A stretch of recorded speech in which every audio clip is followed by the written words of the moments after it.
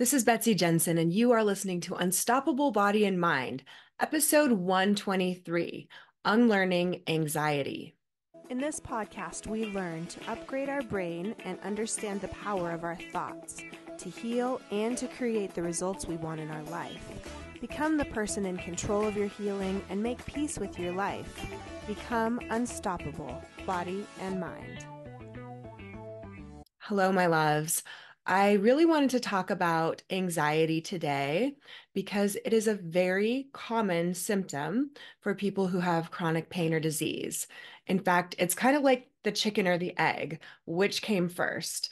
Many people who have a tendency towards more anxious thoughts, they're more likely to develop this neuroplastic chronic pain.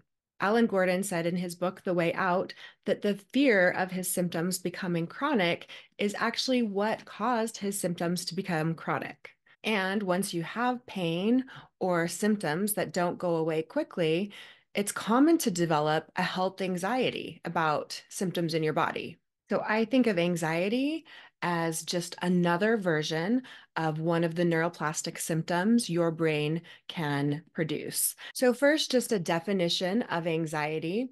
It's intense, excessive, and persistent worry and fear about everyday situations. So anxiety could be normal if you have a stressful situation like public speaking, but it becomes a problem when anxiety feelings become excessive or interfere with your daily life. You might identify with some of these symptoms of productivity anxiety. This is what I really associated with before. So feeling like you're not doing enough, feeling guilty or ashamed when you take breaks or rest, feeling like you're always behind and you can never catch up, obsessively planning, checking emails, messages, or to-do lists, feeling irritable or easily frustrated if things don't go according to plan, or feeling so overwhelmed that you procrastinate and avoid tasks. And you could feel on the edge, irritated, and like your mind is always racing. This can affect your sleep. And you could even have night anxiety where you can't stop worrying about the next day. You have intrusive thoughts that come up at night and a racing mind. You replay the day and keep thinking about what happened. You're tossing and turning in bed and you're worried about not getting enough sleep, which causes you to get less sleep. And even though you're feeling physically exhausted, you can't sleep. With anxiety, you could have memory issues and trouble focusing. You notice that you worry a lot and overthink. You have a lack of patience and need constant reassurance. And you could even have panic attacks. Anxiety is this activated state of the nervous system. So it's like fight or flight, it's more in the flight. Like you're running from a tiger, you're running to try to constantly find problems and fix them and solve them so that you'll feel safe. And this can be depleting to your body if you're in this flight state of anxiety for too long. It takes its toll on your body. You could have a racing heart, shortness of breath, tightness in your chest, numbness, dizziness, or spinning vision, headaches, muscle tension and body aches, shaking, excessive sweating, even when you're cold. You could feel a lump in your throat, again, because of this muscle tension, preparing you to run for a tiger, but there's no tiger chasing you. And during fight or flight, your digestive system turns off because digestion isn't as important as finding safety. So this can lead to stomach issues and stomach pain. For people who have health anxiety or a lot of focus on the symptoms of their body, they may feel these symptoms of anxiety and focus on them and how uncomfortable they are and worry what is wrong, which actually leads the brain to produce more anxiety because this danger signal is heightened. Eventually, you might start to avoid activities that might cause you anxiety. And so you're getting less interaction, going out, and pleasure in your life, which also tends to produce more pain and anxiety. A study from Pennsylvania State University even found that negative moods and anxiety affect your immune system and the production of inflammation. When we're used to living in this anxious, high alert state, it actually might feel uncomfortable to start feeling good. So we might have anxiety when things go well. If you could imagine sleeping in the jungle, you kind of want to be on high alert. You don't want to let your guard down. You want to see what possibly could happen, and you don't want to relax and let go. It's like waiting for the other shoe to drop, this high alert, constant anxiety state. Brene Brown talks about this as rehearsing tragedy. So even though there may not be something to necessarily worry about, we start feeling good and safe, and that actually promotes more feelings of anxiety and fear. Dr. Joe Dispenza says, you can eat all the right foods and do all the right things, but if you're living in anxiety and fear, you're viewing the world from the worst case scenario, because that's what you do in survival. And there's no energy for growth and repair. So living in chronic anxiety is living in these survival states, and it causes these physical effects in the body, and you're not getting to that calm rest and repair state. And if you do, that could even be a source of anxiety because you're not used to feeling that good feeling without worrying and fear. But the good news about all of this is that that habit of the brain of going into anxious thoughts is just like these neuroplastic habits of chronic pain. And it can be unlearned, it can be treated the same way, and we can actually rewire our brain to produce less and less anxiety. The first way to do this is to realize that anxiety is false information. It's a false danger signal. It's a misinterpretation of the brain of thinking something safe is actually dangerous. So we want to see it just like other forms of neuroplastic symptoms, that when we are getting this very real symptom in our body, these feelings in our body, that it's not an actual threat. It's just this habit of the brain of finding danger where there isn't really any. This can be hard though, because again, there's these physical symptoms. You're producing adrenaline and cortisol to activate you, to get you motivated to do something, to solve something, to fix something, to run away from that tiger to feel safe. So the feelings of anxiety are really prompting you to do something and take action at a physiological level. So we need to actually respond to them differently in order to train the brain to produce them less. Just like when we have a pain signal, we want to respond with more calmness, with messages of safety. And when we react differently to it, the brain doesn't continue amplifying that anxiety response. One way to think about anxiety is that our brain really dislikes the unknown. Having something that we don't know what's going to happen is distressing to our brain. Anxiety prompts us to do something to solve that unknown, to eliminate that feeling of the unknown.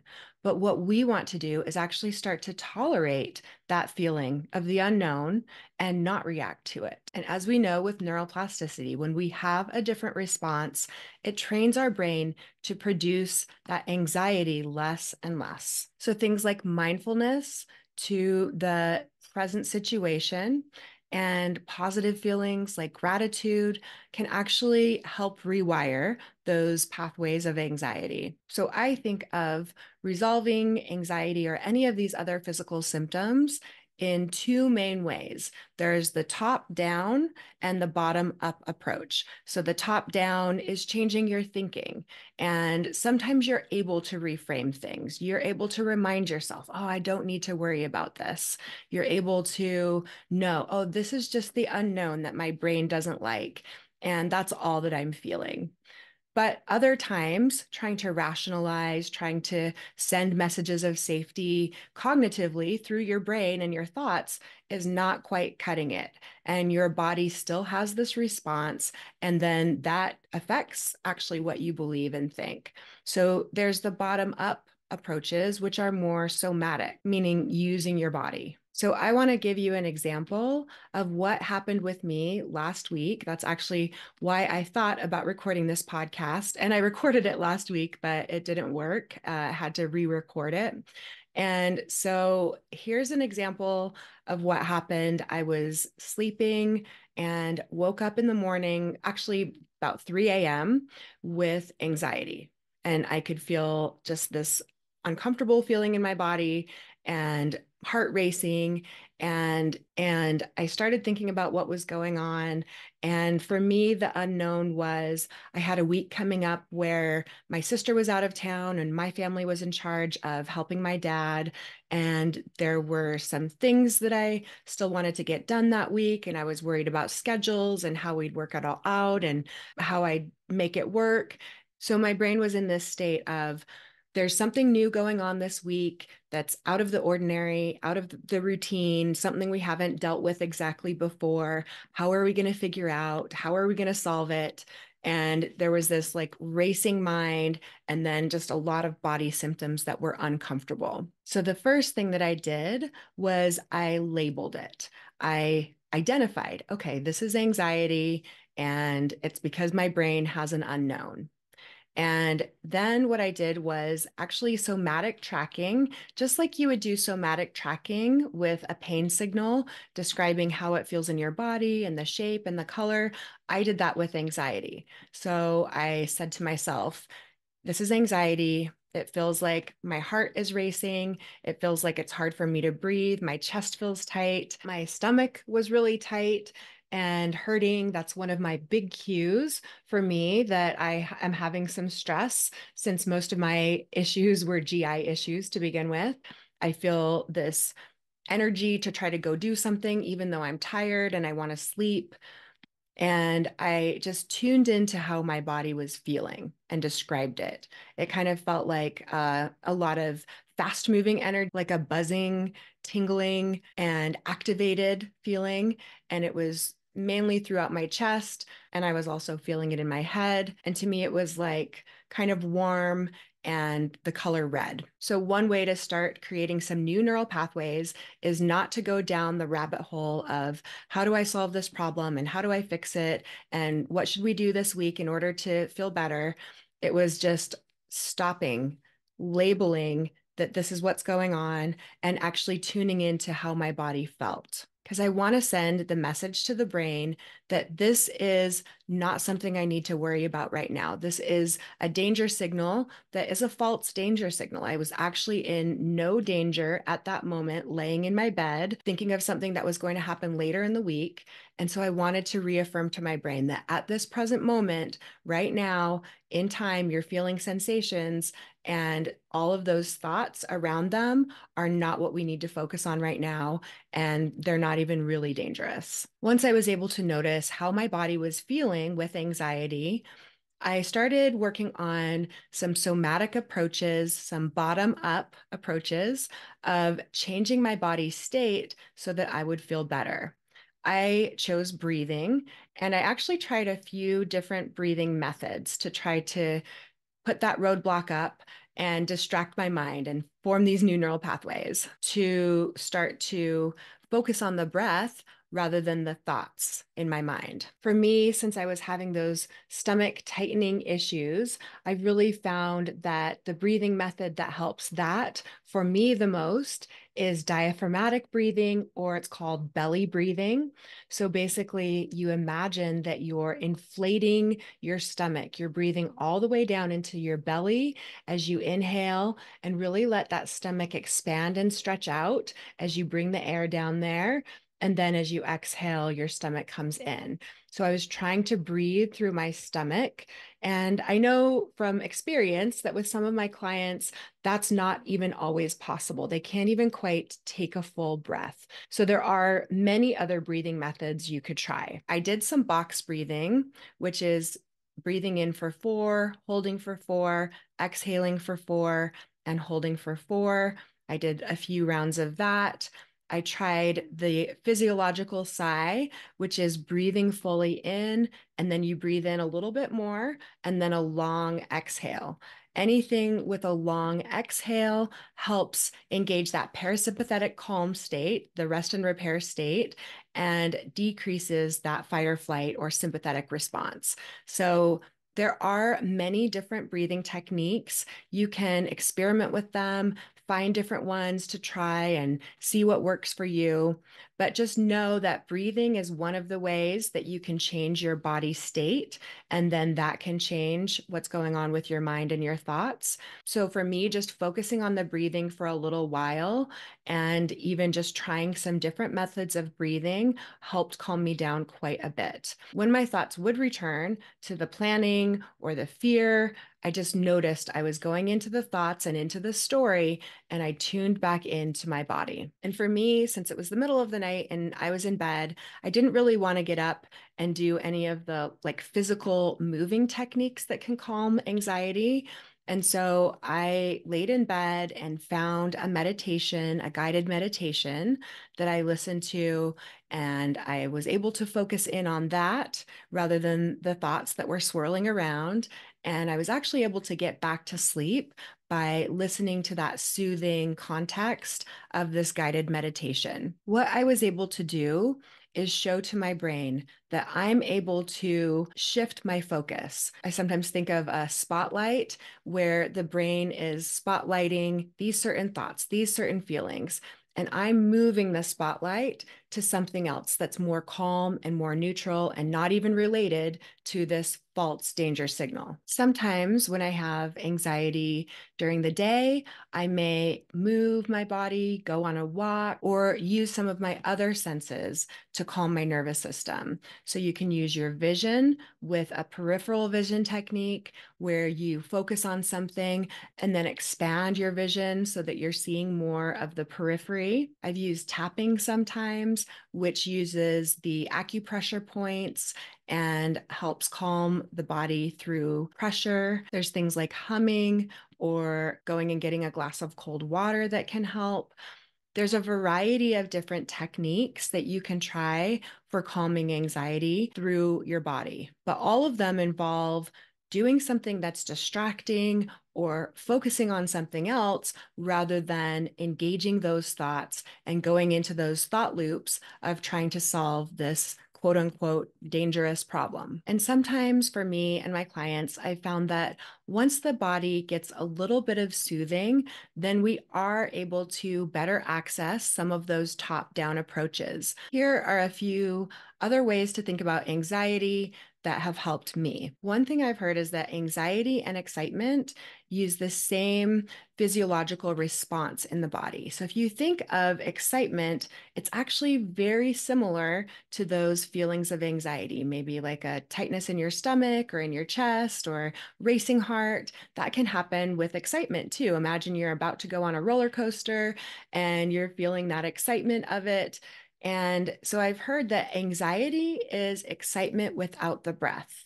So sometimes when I'm feeling those feelings of anxiety, I can remind myself how closely they resemble those feelings of excitement, but without the breath, so I can remember to breathe. Another way I've thought about this habit of anxiety is that our brain actually likes solving problems. It gets a little bit of dopamine when we have a problem and we fix it in our mind.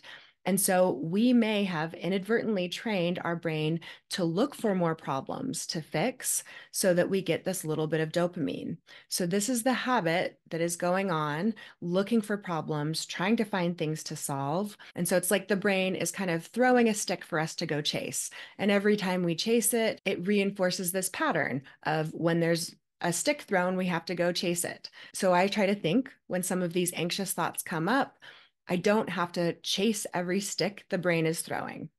Or if the brain is opening a door with these thoughts of anxiety, the brain can keep opening these doors, but I don't have to walk through them. So the point here is that we're not trying to eliminate anxiety. We're not fighting it once it comes up because we're in this habit. Anxious thoughts will come up. that's just not even a problem.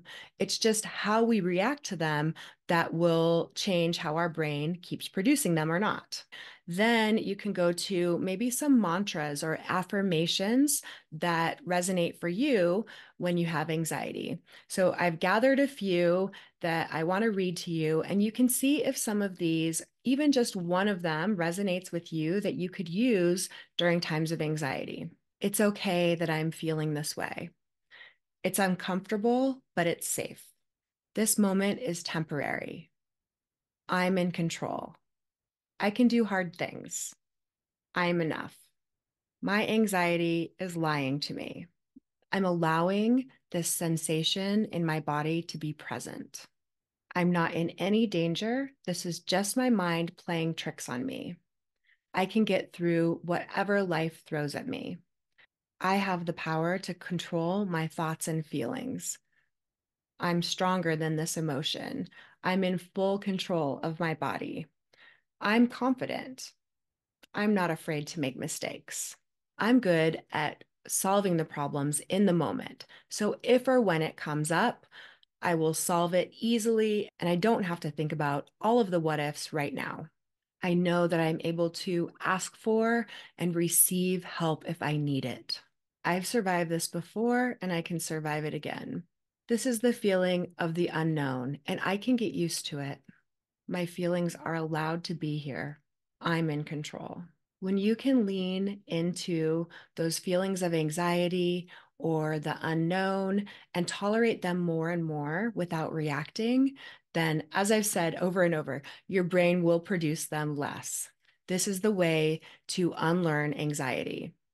And then one last thought is that the opposite of anxiety is not calm, it's trust. So often you'll hear people say, just calm down and calm your mind. And if that seems really hard, going to calm may be too far of a leap for you. And you don't even have to get to this calm state, but you could maybe lean into trust. For me, starting to trust is this feeling of, if this thing comes up, I'll figure out how to handle it. I have a very powerful mind that can solve problems, but I don't need to solve all of these problems right now. I can trust that if it does come up, I'll know what to do, or I'll ask for help if I need it. So I hope this helps if you identify with having any kind of anxiety. First of all, knowing that it is very common. It's a survival state that your brain has learned and gotten very good at going into. It may even be a state you've lived in for a long time, and that is still okay. You will be able to rewire it. You'll be able to teach your brain not to go into it as often as you allow it and understand it and react in these other ways rather than getting into all of the thoughts and problem solving. And lastly, what I'll say is I've found it very common that people start with symptoms of chronic pain. And when those symptoms go down, they actually have an increase in anxiety. So maybe they haven't really thought of themselves as a super anxious person, or maybe that was something they dealt with in the past, and then the pain has preoccupied their mind. But it can be one of those symptom imperatives. It's kind of like whack-a-mole. You hit down that pain, and then something else pops up, a new symptom. And often one of those symptoms can be anxiety. So it's very normal. It's also able to be reversed and just takes patience and compassion with yourself and consistency. It's like training a puppy. You don't have to eliminate that behavior of the brain, but you just respond to it differently over time, and the brain learns to produce it less. If you are struggling with anxiety or other physical symptoms, and you're ready to take it to the next level, apply all of this work, have a community of people around you that are going through something similar so you don't feel alone, then please check out my group coaching membership, Alignment Academy. I have the link in my bio, and you can check out more about how you can support yourself through this time of change, rewiring your brain, and healing in a compassionate way and in a way that will get you the results faster than if you were doing it on your own. Okay, thanks, guys. Have a good week. Bye. Thank you so much for listening. I hope you learned a little bit about your brain today that helps you in your life like it helped me. Please be sure and subscribe and leave a review. And of course, be sure and share this podcast with someone you know that wants an unstoppable body and mind.